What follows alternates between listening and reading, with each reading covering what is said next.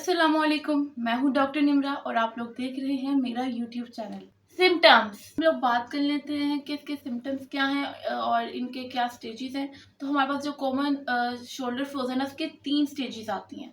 जो नंबर 1 हमारे पास स्टेज है फ्रीजिंग स्टेज। फ्रीजिंग स्टेज में क्या होता है, हमारे पास जो पेन है वो बढ़ता जाता है और हमारी जो मूवमेंट है वो कम होती जाती है।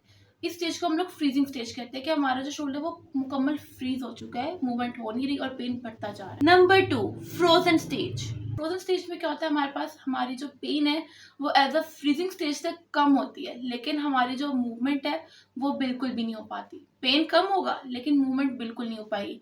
जबकि जो पहली स्टेज थी उसमें हमारे पास पेन भी बहुत ज्यादा था और हमारी मूवमेंट भी नहीं हो रही। नंबर 3 थ्रोइंग स्टेज में क्या होता है, हमारे पास जो धीरे धीरे एक स्लोली टाइम पीरियड के साथ हमारी मूवमेंट वापस आती है, लेकिन हम लोग कभी भी मुकम्मल एक हेल्दी पर्सन का शोल्डर होता है उस स्टेज तक नहीं आ सकते। मीन्स कंप्लीट इसमें रिकवरी नहीं होती, लेकिन थोड़ी बहुत मूवमेंट वापस आ जाती है। ये थी कुछ 3 स्टेजेस जो हमारे पास शोल्डर फ्रोजन की एक सिम्टम्स हैं कि ये 3 स्टेजेस हैं। आप इनमें से कौन से पे रिलाई करते हैं ये अब आपको बेटर पता है। आगे फर्दर मैं आपको बताऊंगी तो आपके लिए और इजीली हो जाएगा इसका मुकम्मल ट्रीटमेंट, इसके सारे फैक्टर्स और सिम्टम्स, ऑल चीज। हम लोग बात कर लेते हैं कुछ कॉमन सिम्टम्स पे कि आपको कैसे पता चलेगा कि हम शोल्डर फ्रोजन के पेशेंट हैं या फिर हम लोग फर्दर इन फ्यूचर इसमें हमारा रिस्क फैक्टर बढ़ रहा है।